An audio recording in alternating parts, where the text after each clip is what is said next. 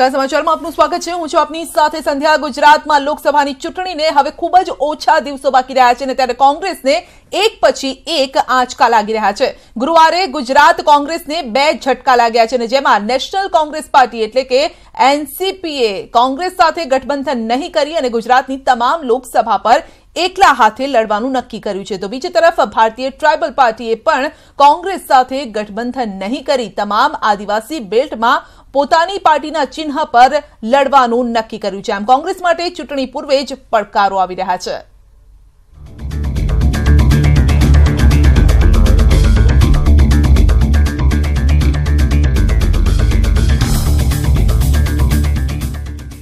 લોકસભાની ચૂંટણીમાં ગુજરાત કોંગ્રેસે થોડા દિવસ પહેલા જ ભારતીય ટ્રાઇબલ પાર્ટી સાથે ગઠબંધન કરીને ભરૂચ લોકસભાની બેઠક ટ્રાઇબલ પાર્ટીના ઉમેદવારને ટેકો જાહેર કરીને કોંગ્રેસના સિમ્બોલ પરથી ચૂંટણી લડવાની વાત કરી હતી, પરંતુ ગુરુવારે ટ્રાઇબલ પાર્ટીએ કોંગ્રેસને આંચકો આપ્યો હતો અને માત્ર ભરૂચ જ નહીં પણ આદિવાસી મતદારો પ્રભાવિત 9 જેટલી લોકસભા બેઠકો પરથી ચૂંટણી લડવાની જાહેરાત કરી છે। ટ્રાઇબલ પાર્ટીના નેતા મહેશ વસાવાએ કોંગ્રેસ પર આરોપ મૂક્યો હતો કે 12 લાખ જેટલા આદિવાસી પરિવારો વિસ્થાપિત થયા છે, તે મામલે કોંગ્રેસ આદિવાસી સમાજ સાથે નથી। અમે તો અમારી જિંદગીની અંદર લડતા આવ્યા છે અને અમે લડીશું ને અમારી વિચારધારા જે આદિવાસીઓને જે વિસ્થાપિત કરવાની વાત કરી 12 લાખ કુટુંબોની અંદર એમાં કોંગ્રેસ પણ વિરોધ નથી કરતું।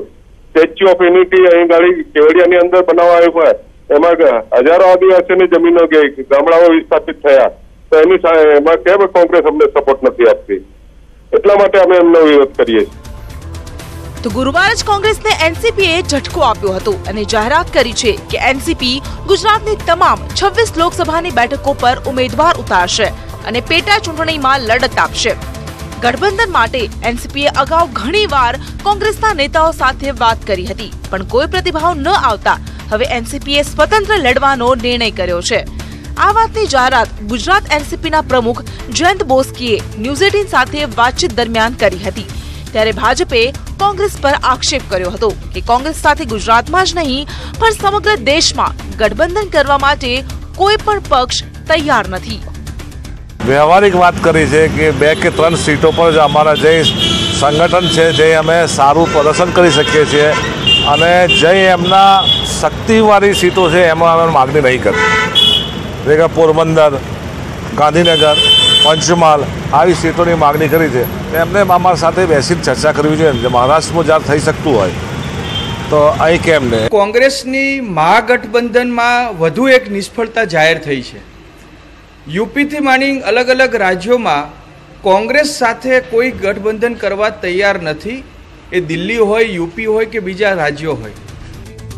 આમ હજુ સુધી કોંગ્રેસ લોકસભાની બેઠકો પર ઉમેદવાર જાહેર નથી કરી શકી, ત્યારે કોંગ્રેસને ટ્રાઇબલ પાર્ટી અને એનસીપીએ આપેલા ઝટકાથી ભાજપને મોટો ફાયદો થઈ શકે તેમ છે। વિભુ પટેલ સાથે મયુર માકડિયા, ન્યૂઝ 18 ગુજરાતી, અમદાવાદ। તો લોકસભા ચૂંટણી 2019નું રણ હવે ઝડપથી આગળ વધી રહ્યું છે। ચૂંટણીની તારીખના એલાન બાદ વડાપ્રધાન નરેન્દ્ર મોદીએ આજથી જંગી પ્રચાર પણ શરૂ કરી દીધો અને કોંગ્રેસ હોય કે મહાગઠબંધન તમામ એક બાદ એક આકરા પ્રહાર તેમણે કર્યા છે તમામ પર।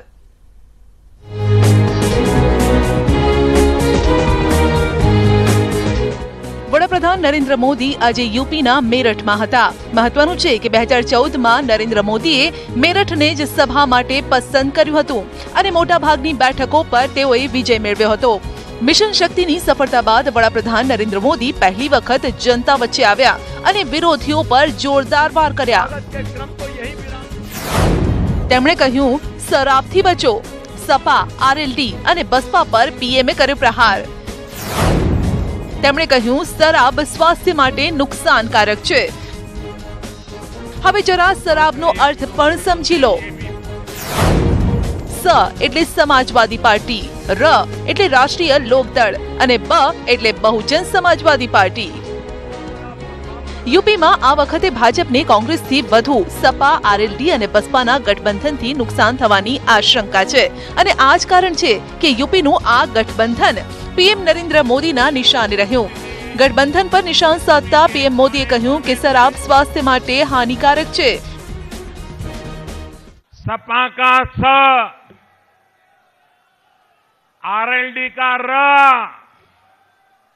और बसपा का ब, मतलब शराब।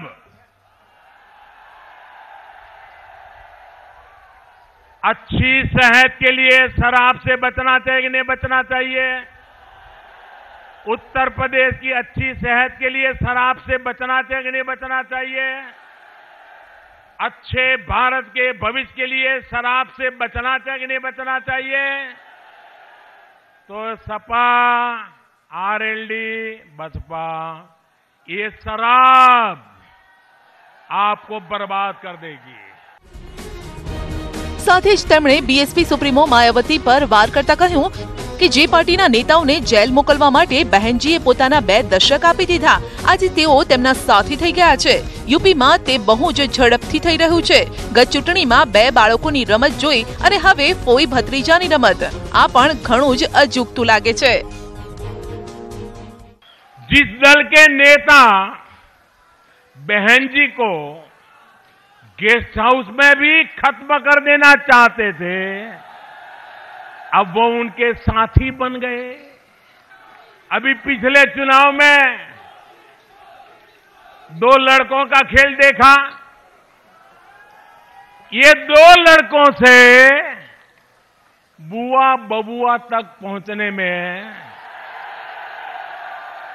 जो तेजी दिखाई गई है, बड़ी गजब है जी। भाइयों और बहनों, इन लोगों के लिए सत्ता से बढ़कर कुछ भी नहीं है, कोई भी नहीं है। तो राहुल पर पीएम मोदीનો કટાક્ષ। મોદીએ કહ્યું કે કાલે હું એસેટની વાત કરી રહ્યો હતો ત્યારે કેટલાક બુદ્ધિમાન લોકો તેને થિયેટરનો સેટ સમજી રહ્યા હતા। મને તેમની બુદ્ધિમત્તા પર શંકા છે। મહત્વનું છે કે રાહુલ ગાંધીએ ગઈકાલે ટ્વીટ કરી અને પીએમ મોદી પર કટાક્ષ કર્યો હતો। मैं बैंक खाते खुलवाता था तो ये बड़े बुद्धिमान लोग भाषण करते थे कि देश में बैंकें नहीं है, गांव का आदमी क्या करेगा? अरे गरीबों का बैंक का खाता 70 साल तक नहीं खुलवा पाए, वो कहते तुम्हारे खाते में पैसे डालेंगे। तो न्याय योजना पर साधु निशान। न मात्र आटલું જ પરંતુ કોંગ્રેસની સૌથી મોટી જાહેરાત ન્યૂનતમ આવક યોજના અંગે પણ વાત કરતા કહ્યું કે જ્યારે હું બેંકના ખાતા ખોલાવતો હતો ત્યારે બુદ્ધિમાન લોકો ભાષણ કરતા હતા કે આ દેશમાં બેંક જ નથી। જે લોકો 70 વર્ષથી ગરીબોના ખાતા જ નથી ખોલાવી શક્યા તેઓ તમારા ખાતામાં પૈસા કેવી રીતે નાખશે? कुछ बुद्धिमान लोग ऐसे हैं, जब कल मैं ए सेट की बात करता था तो कंफ्यूज हो गए, समझे कि मैं थिएटर के सेट की बात कर रहा हूं।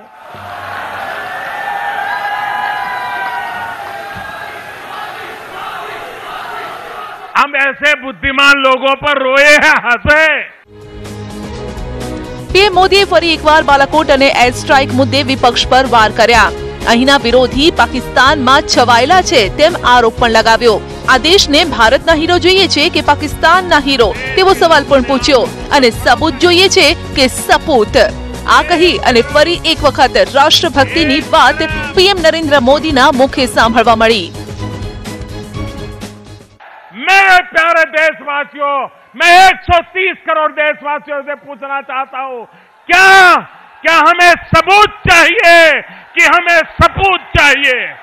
मेरे देश के सपूत, यही मेरे देश का सबसे बड़ा सबूत है। जो सबूत मांगते हैं वो सपूत को ललकारते हैं। તો પશ્ચિમ યુપીની 16 સંસદીય બેઠક પર છે નજર। મહત્વનું છે કે પશ્ચિમી ઉત્તર પ્રદેશમાં 16 સંસદીય બેઠક છે, જેમાં 8 સીટ પર ક્રમશઃ 11 અને 18 એપ્રિલે મતદાન થવાનું છે। મેરઠમાં સભાથી મોદીએ સહરનપુર, કૈરાના, મુઝફ્ફરપુર, બાગપત, ગાઝિયાબાદ અને ગૌતમ બુદ્ધ નગર સીટને સાધવાના પ્રયાસ કર્યા। જો કે આ વખતે પીએમ મોદીનો જાદુ 2014ની જેમ વોટમાં પરિવર્તિત થઈ શકે છે કે કેમ તે તો 23 મેના રોજ જ ખ્યાલ આવશે। Bureau report, news 18 Gujarati. તો મોદીની મેરઠ રેલી સાથે જ શરૂ થઈ રાજનીતિ। શરાબવાળી વાત પર અખિલેશ અને કોંગ્રેસે કર્યો પલટવાર। અખિલેશે કહ્યું કે નફરત ફેલાવવા વાળાને શરાબ અને શરાબમાં અંતરની ખબર જ નથી પડતી।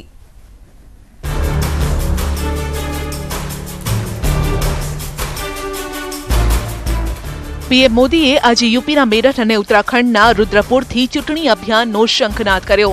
આ સાથે જ 2019ના રાજકીય મહાસંગ્રામનો આગાઝ પણ થઈ ગયો। મેરઠની રેલીમાં યુપીના મહાગઠબંધનની તુલના શરાબ સાથે કરી અને કોંગ્રેસની ન્યાય યોજના પર મોદીએ કટાક્ષ કર્યો। તો તેનો જવાબ આપતા કોંગ્રેસ પ્રવક્તા રણદીપ સુરજેવાલાએ મોદી પર હુમલો કરતા કહ્યું કે અપશબ્દો બોલવા અને ડ્રામા કરવો એ પીએમ મોદીની આદત બની ગઈ છે। તેઓ ગરીબોની મજાક ઉડાવવાથી બાજ નથી આવતા। સુરજેવાલાએ પીએમ પાસે ગરીબોની માફી માંગવાની પણ વાત કરી। आप 3 प्रजातांत्रिक तरीके से चुनाव लड़ रहे राजनीतिक दलों को शराब बताएंगे? आप राजनीतिक विरोध कीजिए, तर्क दीजिए, पर सच्चाई यह है कि गाली गलौच और अंधकार के सिवाय आपके पास कुछ नहीं, भविष्य के लिए कोई बात नहीं। इसलिए आप एक फ्लॉप फिल्म के फ्लॉप एक्टर की तरह केवल एक्रोनियम्स, केवल आप शब्द घड़ते रहते। और प्रधानमंत्री जी ने आज पहली बार न्याय पर अपना रिएक्शन दिया और देश के गरीब का मजाक उड़ा डाला। मोदी जी, अब आप में इतनी क्रूरता और इतना अहंकार, इतना ड्रामा, इतना ढोंग, इतनी नौटंकी कि आप देश के गरीब का मजाक उड़ाएंगे तालियां बजा बजा कर। तो आ तरफ अखिलेश यादवे पण वार करता कह્યું કે આજે ટેલિપ્રોમ્પ્ટરે પોલ ખોલી નાખી છે। શરાબ અને શરાબમાં અંતર હોય છે જે લોકો નથી જાણતા, જે નફરતના નશાને પ્રોત્સાહન આપે છે। એટલું જ નહીં, અખિલેશે શરાબનો ખરો અર્થ પણ સમજાવ્યો। તેણે કહ્યું કે શરાબને મૃગ તૃષ્ણા પણ કહે છે, એક ધૂંધળું સ્વપ્ન જે ભાજપ 5 વર્ષથી લોકોને બતાવી રહી છે પરંતુ હાસિલ નથી કરી શકી। હવે નવી ચૂંટણી આવી છે એટલે નવું શરાબ બતાવે છે। આપને યાદ અપાવી દઈએ કે મોદીએ આજે મેરઠમાં ચૂંટણી સભા સંબોધતી વખતે યુપી ગઠબંધન પર વાર કર્યો હતો। Bureau report, news 18 Gujarati. 3 દશકથી ભાજપમાં જોડાયેલા દિગ્ગજ નેતા અને હિન્દી સિનેમાના અભિનેતા શત્રુઘ્ન સિન્હા 6 એપ્રિલે કોંગ્રેસમાં જોડાશે। જો કે આ પહેલા સમાચાર આવ્યા હતા કે તેઓ આજે જ કોંગ્રેસનો હાથ પકડી શકે છે, ત્યારે તેમણે ફિલ્મી અંદાજમાં આજે કહ્યું કે લોકેશન એ જ હશે, સિચ્યુએશન ભલે ગમે તે હોય।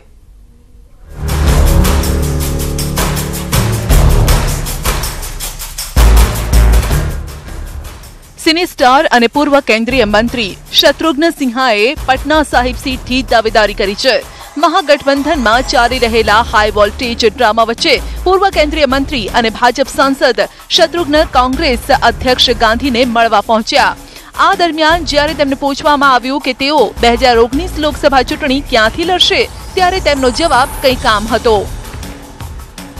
जहां तक मेरा सवाल है, मैं तो कह चुका हूं और पुनः दोहरा रहा हूं कि सिचुएशन कुछ भी हो, लोकेशन वही होगा, पटना पटना पटना साहिब। માનવામાં આવે છે કે બિહારની પટના સાહિબ સીટથી કેન્દ્રીય મંત્રી અને ભાજપના નેતા રવિશંકર પ્રસાદની સામે શત્રુઘ્ન ચૂંટણી મેદાનમાં ઉતરી શકે છે। શત્રુ લોકસભા ચૂંટણી 2009 દરમિયાન બિહારના પટના સાહિબથી ફિલ્મ અભિનેતા શેખર સુમનને હરાવી અને ચૂંટણી જીત્યા હતા। તો 2014માં પટના સાહિબથી તેઓએ ફરી એક વખત જીત મેળવી હતી। આ સાથે જ શત્રુઘ્ન અટલ બિહારી વાજપેયી સરકારમાં કેબિનેટ મંત્રી પણ રહી ચૂક્યા છે। શત્રુએ કોંગ્રેસના અધ્યક્ષ રાહુલ ગાંધીને માસ્ટર ઓફ સિચ્યુએશન बताव्या અને તેમની ન્યાય યોજનાના વખાણ કર્યા। बड़ी पॉजिटिव बातें हुई, बड़ी अच्छी बातें हुई हैं, बहुत वेलकम किया उन्होंने, बहुत स्वागत किया उन्होंने। ये उनकी बड़प्पन है, देश के सर्वाधिक लोकप्रिय और लाडले नेता हैं हमारे राहुल गांधी। और सबसे बड़ी बात यह है कि मैं राहुल गांधी का नहीं बल्कि उनके पूरे परिवार का बहुत बड़ा समर्थक, प्रशंसक रहा हूं। मैं समझता हूं नेहरू गांधी परिवार देश के नेशन बिल्डर्स में से रहे हैं। જો કે રાહુલ ગાંધીની તસવીર હજુ સુધી સાફ નથી થઈ। આરજેડી સાથે થયેલ સીટોની માથાપચ્ચીના કારણે હવે શત્રુના કોંગ્રેસમાં સામેલ થવા પર થોડો સમય લાગી શકે છે। અને એ વાત પણ સામે આવી છે કે હવે આગામી 6 એપ્રિલે શત્રુઘ્ન સિન્હા કોંગ્રેસમાં જોડાશે. Bureau report, news 18 Gujarati. તો વાત બિહારની જ આગળ વધારીશું. થોડા સમયથી પોતાની જ પાર્ટીથી નારાજ થઈ ગયેલા લાલુ પ્રસાદ યાદવના મોટા દીકરા તેજ પ્રતાપ યાદવે છાત્ર રાષ્ટ્રીય જનતા દળના સંરક્ષણ પદ પરથી રાજીનામું આપી દીધું છે. તેજ પ્રતાપે આ અંગે ટ્વીટ કરીને લખ્યું છે કે નાદાન છે લોકો જે મને નાદાન સમજે છે. કોણ કેટલા પાણીમાં છે તમામની મને ખબર છે. મહત્વનું છે કે તેજ પ્રતાપ શિવહર અને જહાનાબાદની બેઠક પોતાના સમર્થક અંગેશ કુમાર અને ચંદ્રપ્રકાશને અપાવવા માંગતા હતા અને આ માટે તેજ પ્રતાપ યાદવે પાર્ટી પર દબાણ વધારવા માટે એક પ્રેસ કોન્ફરન્સ પણ કરવાનું યોજી લીધું હતું. પરંતુ જો સૂત્રોનું માનીએ તો લાલુ પ્રસાદ યાદવના સમજાવ્યા બાદ તેમણે પ્રેસ કોન્ફરન્સ યોજવાનું ટાળ્યું હતું. તો મહત્વનું છે કે આરજેડી શિવહરથી રામાસિંહ અને જહાનાબાદથી સુરેન્દ્ર યાદવને ઉભા રાખવા માંગે છે અને આથી જ તેજ પ્રતાપ પાર્ટીથી નારાજ હતા. હવે તેજ પ્રતાપ યાદવના રાજીનામા બાદ એવી અટકળોએ જોર પકડ્યું છે કે તેજ પોતાની નવી પાર્ટી પણ બનાવી શકે છે.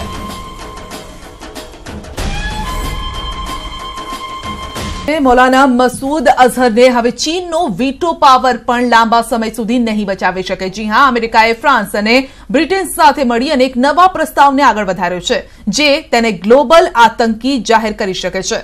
પુલવામા આતંકી હુમલાના ગુનેગાર અને જૈશ-એ મોહમ્મદના પ્રમુખ મસૂદ અઝહરને ગ્લોબલ આતંકવાદી જાહેર કરવામાં ભારતના મિશનને સફળતા મળી શકે છે. ચીન દ્વારા સંયુક્ત રાષ્ટ્ર સુરક્ષા પરિષદમાં રોક લગાવ્યા બાદ હવે અમેરિકાએ આ વખતે દુનિયાના 15 તાકતવર દેશોને મસૂદ પર વૈશ્વિક સ્તરે પ્રતિબંધ લાદવાનો ઠરાવ રજૂ કર્યો છે, જેની મદદથી મસૂદ પર એક નવી રીતે પ્રતિબંધ લગાવી શકાય છે. અમેરિકાની આ પહેલ કેટલી અસરકારક સાબિત થઈ શકે છે તેનો ખ્યાલ એ વાત પરથી જ આવી જાય છે કે આ વખતે ચીન એટલું ગભરાઈ ગયું છે કે તેણે સંયુક્ત રાષ્ટ્ર સુરક્ષા પરિષદમાં અમેરિકા વિરુદ્ધ ફરિયાદ કરવી પડી છે. ચીનનો આક્ષેપ છે કે અમેરિકા મસૂદ અઝહરને વૈશ્વિક આતંકવાદીની યાદીમાં નાખવા માટે દબાણ કરી અને સંયુક્ત રાષ્ટ્રની આતંક વિરોધી કમિટીનો અધિકાર ઓછો કરી રહ્યું છે અને અમેરિકાના આવા વલણથી મુદ્દો વધુ ઉલઝી પણ શકે છે. જોકે હવે વૈશ્વિક સ્તરે ચીનનો ભેદ પણ ખુલી ગયો છે અને એટલે કે હવે આતંકના આકાનો અંત નિશ્ચિત છે.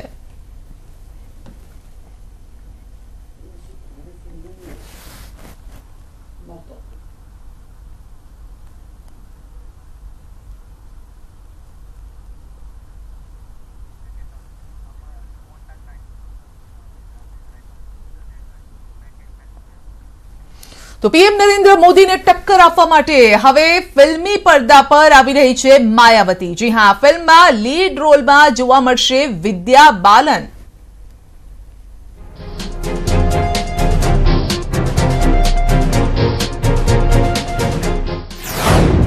બાયોપિકની છે ડિમાન્ડ. પીએમ મોદી બાદ હવે માયાવતી ચમકશે સિલ્વર સ્ક્રીન પર. માયાવતી પર બનશે ફિલ્મ. રાજનીતિમાં હાલ બાયોપિક્સની સિઝન ચાલી રહી છે.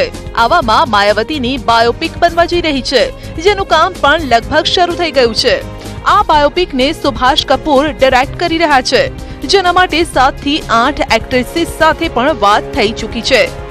પરંતુ માયાવતીના રોલ માટે વિદ્યા બાલનનું નામ સામે આવી રહ્યું છે. જો કે આ મામલે જ્યારે સુભાષ કપૂર સાથે અમે વાત કરવાનો પ્રયત્ન કર્યો તો તેમણે આ વાતને નકારી દીધી. પરંતુ તેમની ના પર વિશ્વાસ કરવો થોડું વહેલું હશે, કારણ કે જ્યારે કોઈ પ્રોજેક્ટ સાથે વિદ્યા બાલનનું નામ જોડાયું છે તો આ ફિલ્મ ખાસ જરૂર હશે. માયાવતીની બાયોપિકની ખબરથી દર્શકોમાં પણ ખાસું એક્સાઇટમેન્ટ જોવા મળી રહ્યું છે, કારણ કે આ પહેલા ધ એક્સિડેન્ટલ પ્રાઇમ મિનિસ્ટર અને પીએમ નરેન્દ્ર મોદીને લઈ ફેન્સમાં ક્રેઝ જોવા મળ્યો હતો. ફિલ્મ પીએમ નરેન્દ્ર મોદીના મેકર્સે દાવો કર્યો છે કે પબ્લિક ડિમાન્ડ પર તેઓ આ ફિલ્મને 5 એપ્રિલે રિલીઝ કરશે. જો કે આ પહેલા આ ફિલ્મ 12 એપ્રિલે રિલીઝ થવાની હતી, જેમાં વિવેક ઓબેરોય પીએમ નરેન્દ્ર મોદીનો રોલ નિભાવી રહ્યા છે. ત્યારે હવે જોવાનું રહેશે કે માયાવતી પર બનનારી આ ફિલ્મ કેવી હશે. Bureau report, news 18 Gujarati. તો મહત્વપૂર્ણ સમાચાર, બીટીપી આવતીકાલે જાહેર કરી શકે છે ઉમેદવારોના નામ. વલસાડ બેઠકો પરથી જાહેર થઈ શકે છે પંકજ પટેલનું નામ. ચીખલી તાલુકાના દહેગામના રહેવાસી છે પંકજ પટેલ. પંકજ પટેલ આદિવાસી સમાજનો યુવા ચહેરો છે. નવસારી જિલ્લા ભિલિસ્તાન ટાઈગર સેનાના પ્રમુખ છે પંકજ પટેલ. એટલે તેમની પકડ ગ્રાઉન્ડ સ્તર પર તેમની સારી એવી પકડ છે અને જેના આધારે જ તેમનું નામ હવે સામે આવી રહ્યું છે. પંકજ પટેલનું નામ સામે આવી રહ્યું છે. તો વલસાડ બેઠક પરથી જાહેર થઈ શકે છે પંકજ પટેલનું નામ.